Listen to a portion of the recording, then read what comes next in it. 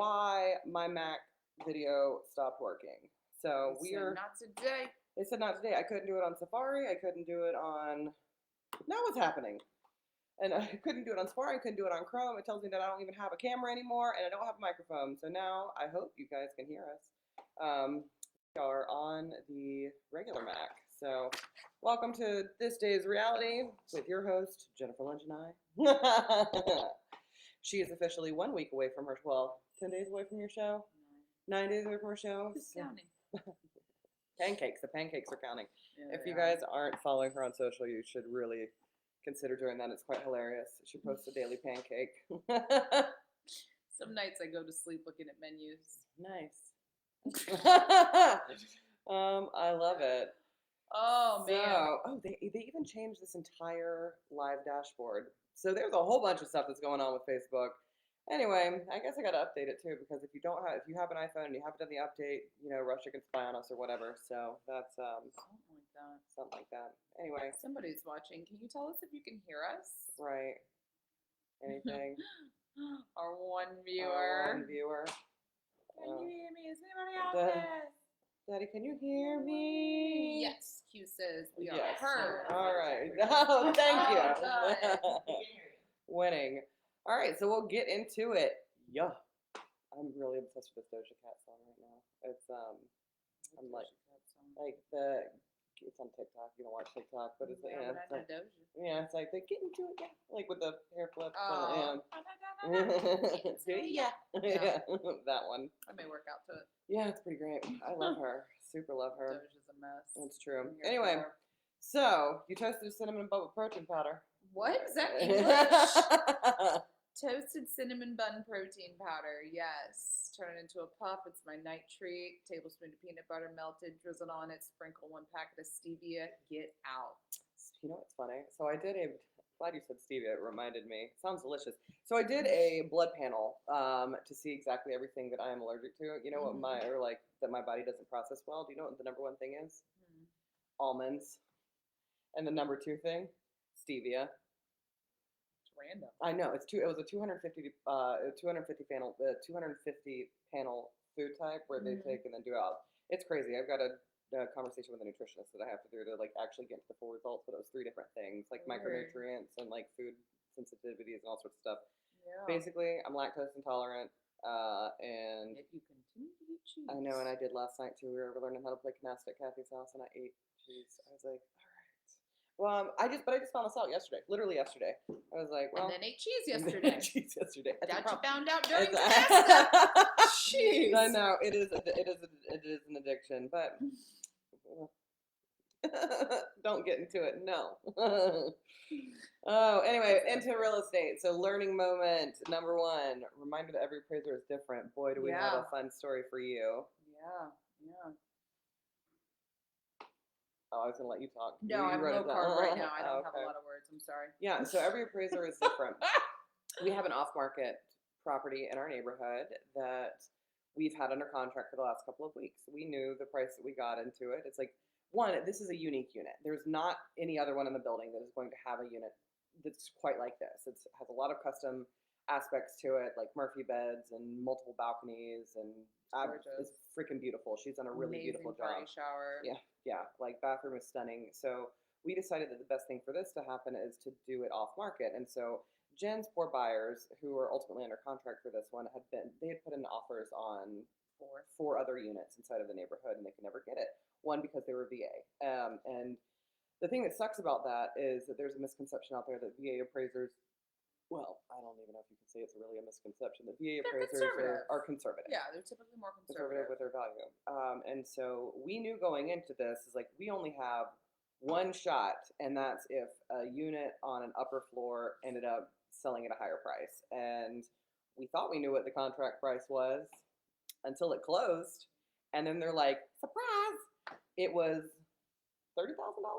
Wow, $30,000 lower than what it was. Yeah. All because the appraiser and what they decided to appraise that day, how they felt. And the agent, from my understanding, didn't fight it. They didn't challenge it. They didn't fight it. They're just like, oh, well, the sellers are very sweet, though. They were just like, oh, we don't want to be greedy. Yeah. well, Being greedy. it's not necessarily about being greedy. And I'm, I mean, good for them. It's like they're ready to move on with their life and Yeah. just let it keep it moving. But at the same time, this is a direct, like it was a direct comp for what we were moving in the building. But the reason why this appraiser happens to be the most incredible human on the face of the planet is After also my dad. after her dad. Her dad is also a VA appraiser, which is the reason why we know so much about VA appraising, anyways. Because I swear we call Bobo like every week. Yeah. Like, so what about this? So what about this? So what about this? And we know how to talk to them, what to bring them, how the conversations to have, whatever. And so we usually do really well on appraised values. So the moral of the story is that I got a phone call from the appraiser this morning talking about the comps. Jen got a phone call this morning talking about the comps. And while he's not going to be able to come in at the value that we are at, we were still able to fight for it before it came in, and it's going to come back. I can't say significantly higher than where it was, but it's going to come back higher because we all walked through together. I mean, like whenever you have a co-op agent, we brought Jen over for the appraisal. Everybody, like the owner met him, Jen met him, I met him, and we're all walking through this house. We have the full list of things that are in the house going, these are all the upgrades, brand new cabinets, brand new counters, all the lights have been replaced. She's done $75,000 worth of work to this condo in the last 7 years. And so being able to present that up front, because it's going to happen, you can't just put it in the fate, because if you put it in the fate, your appraisal is going to come back $30,000 low, because you have to be able to be there to justify the price. Yeah.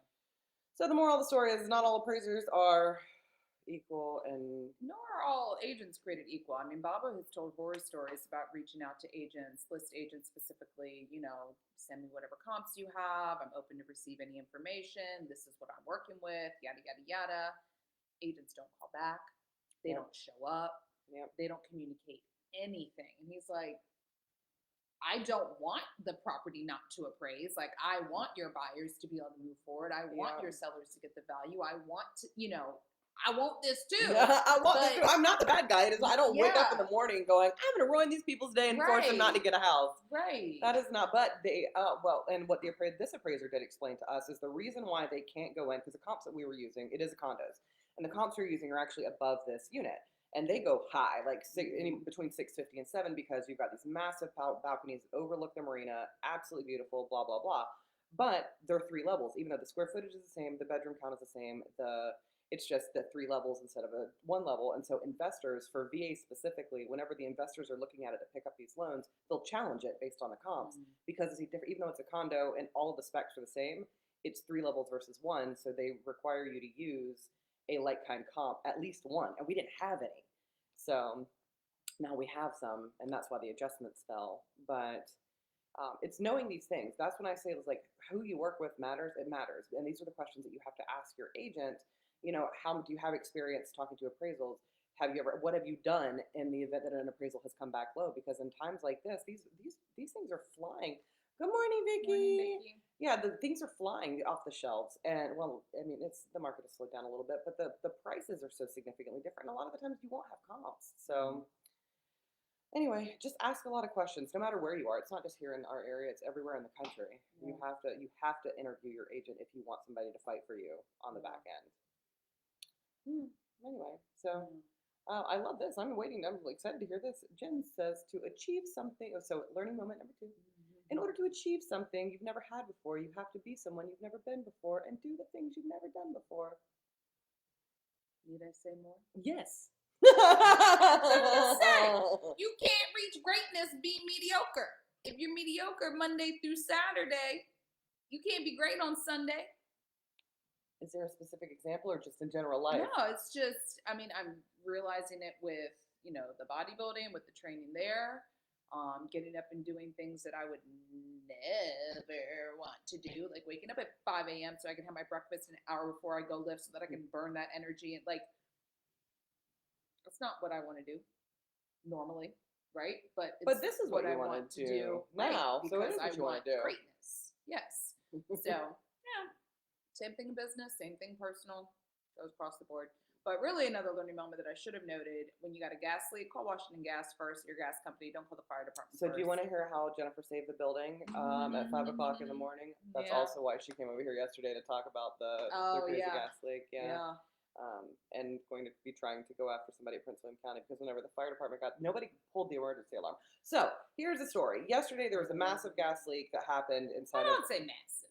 It Well, wasn't massive. It smelled like gas. But on a scale, like, I don't do sliding scales very well. The guy on the phone with watching gas, he was like, scale of 1 to 10. I was like, no, bro, I don't do that. I was like, give me 1 to 5. I was like, 1 to 5, it's 2. 1 to 5, it's a 2. 1 to 10 is too much of a range. You know? And I was like, and then there's sensitivity. It's all subjective.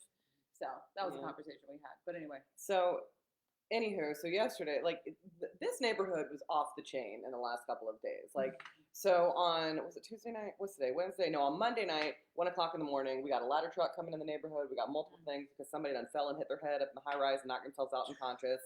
Then the next morning at 5 o'clock in the morning, Jen smells gas over in one of the other condo buildings. Well, it turns out where it came from is a unit that's for sale on the first floor, and somebody was in there messing with the knobs, and they turned the gas on, and that was it. So there wasn't actually a leak. It was just some agent who didn't know what they were doing when they started messing with these knobs on the stove. It's one something. It's on one. I can't remember which unit it is, but it's the unit on the first floor in this building that's open. Anyway, so an agent was in there messing with it, and it caused the gas to go out. So this caused a panic, and now you've got Washington Gas got called. Somebody called the fire department, and it was a whole big to-do in this area. Now, my question to you is why, if you smell gas in the building, why wouldn't you pull the fire alarm? Because everybody has gas stoves in there. So in the event that there's an actual gas leak and it's inside of your unit, and somebody goes to turn on the actual, like, or smoke a cigarette. I mean, like, that was my concern too. I was like, I know we got smokers up in this building. Right. So then light that thing up. Like the whole building goes up, and I so now took Louis with me in the morning. And so one of the owners there was talking to the fire department, like, why didn't you pull the emergency alarm? Because, like, if this was the case, like, you need to evacuate the building, because in the event that this happens, like, then you're not just going to be, and the guy's like, no, we're not going to worry about it. It's not that big of a deal. I'm like, dang, that one is the one for sale. Is it 116? Yep. Yeah. Yeah. So don't be putting their business out there, but it's for sale. So it's fine. Well, I mean, the same thing happened to me. Not this exact scenario, but something very close to the scenario that we had. One of our townhouse listings, there was somebody who went in there and was messing with the knobs on the gas stove and ended up leaving it on overnight. And then I got a call the next day because the house is vacant. And then I got a call the next day saying, hey, Nicole, the whole house smells like gas. And so we called Washington Gas, and then they were there within 5 minutes. Then we sat there for Washington Gas took 40 minutes. 40 minutes. Yep. Oh my God.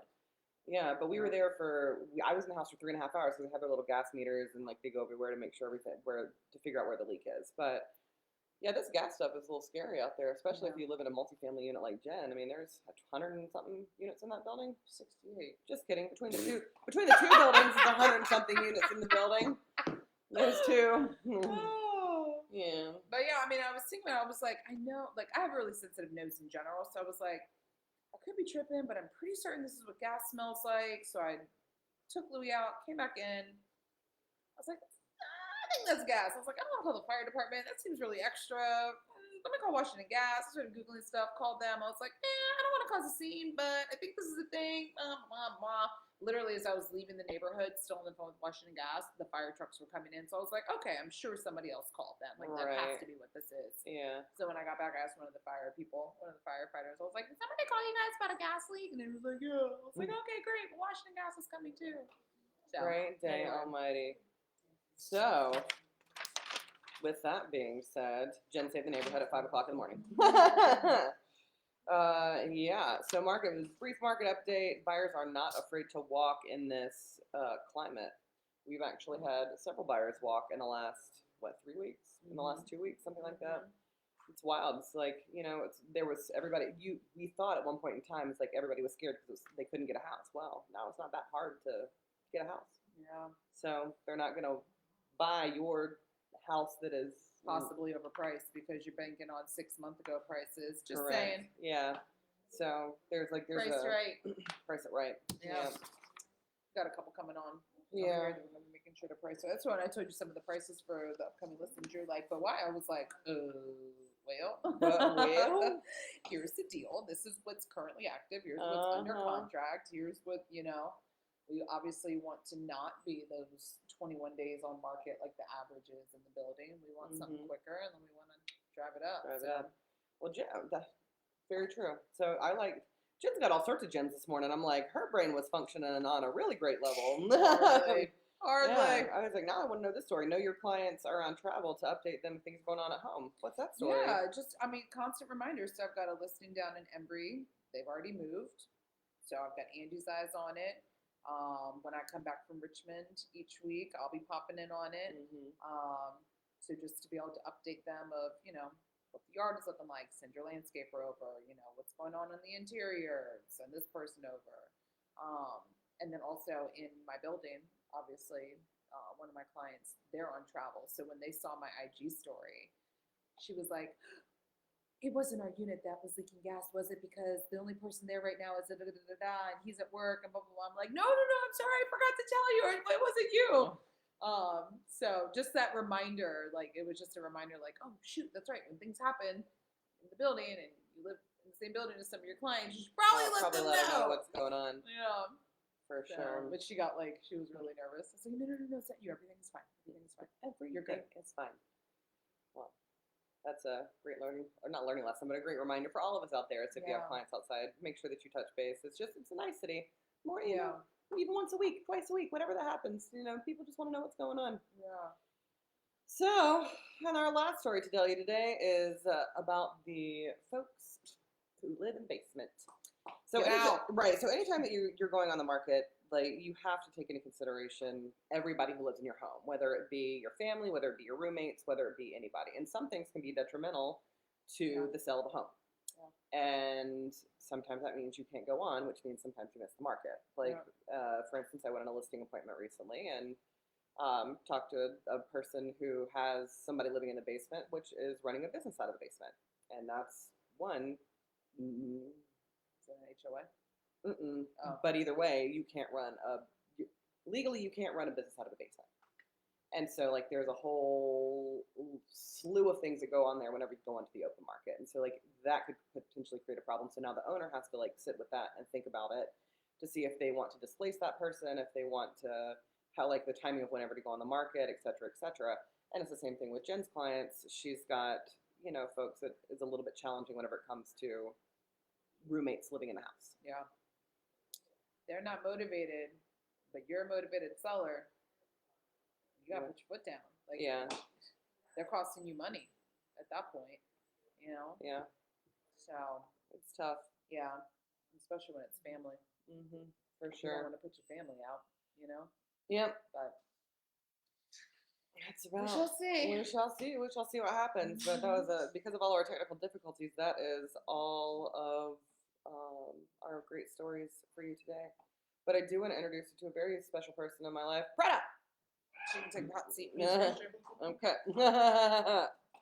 So I get to introduce you to my realtor. So 10 years ago, whenever I bought my very first house in Prince William County down in Port Potomac, this little Jim had to deal with me.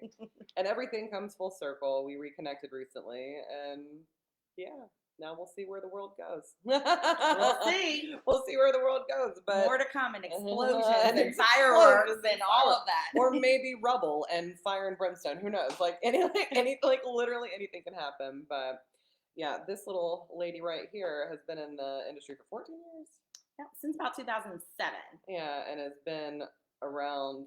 I still call her, like, anytime she lives in Maryland. Anytime I do a Maryland deal, I'm still calling her. I'd be like, Brad, I need help. I don't know. It's my pleasure. Yeah. Like, whenever people talk about wanting to get into real estate, especially if they're doing it full time, I always tell Nicole's story about her first full year in the business.